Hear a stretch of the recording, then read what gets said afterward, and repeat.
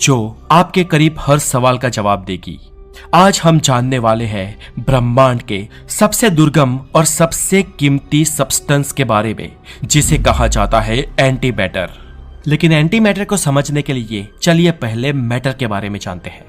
इस ब्रह्मांड में जो कोई भी चीज आपके आसपास दिख रही है, ये आप, मैं, कंप्यूटर, लैपटॉप, मोबाइल, ग्रह, तारे, निहारिकाएं, आकाशगंगाएं, सूरज, पृथ्वी, सब कुछ मैटर से बना है।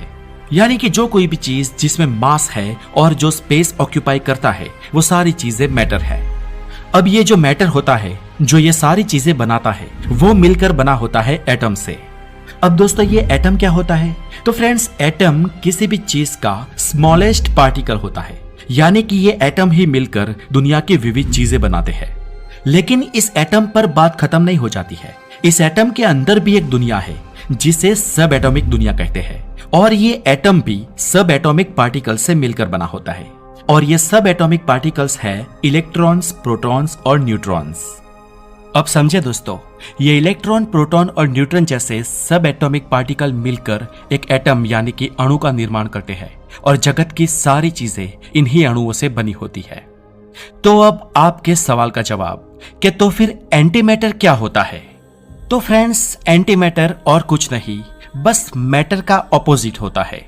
जी हाँ, एंटी मैटर कुछ खास नहीं, बस वो एक प्रकार का मैटर ही है, लेकिन वो हमारे आम मैटर से ऑपोजिट है, हमारे आम अणु से विरुद्ध है।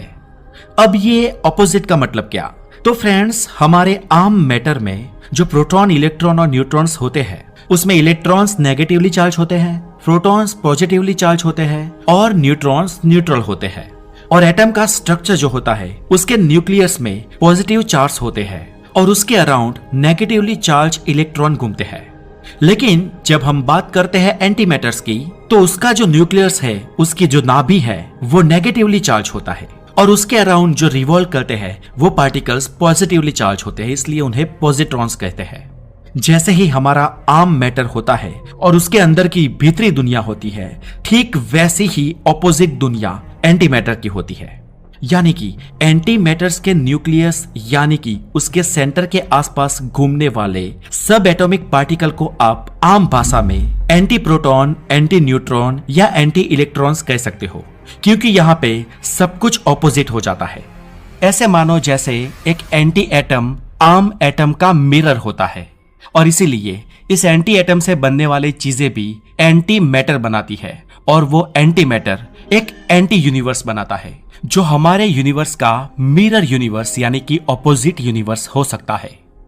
अब सोचिए, हमारे नॉर्मल मैटर की दुनिया अगर ऐसी है, तो एंटी मैटर की दुनिया कैसी होगी? तो फ्रेंड्स, एंटी मैटर की दुनिया भी कुछ खास नहीं, हमारी दुनिया से उल्टी होगी। उसका एक मिरर होगा, उसका मानो एक प्रतिरूप होगा। उसके ग्रह, तारे और निहारिकाएं भी हमसे ऑपोजिट होगी। जी हाँ दोस्तों, इस तरह एंटी मैटर की भी एक दुनिया हो सकती है, लेकिन दिक्कत यह है कि एंटी मैटर आम मैटर से मिल नहीं सकता, यानी कि वो दुनिया आम दुनिया से कतई मिल नहीं सकती है।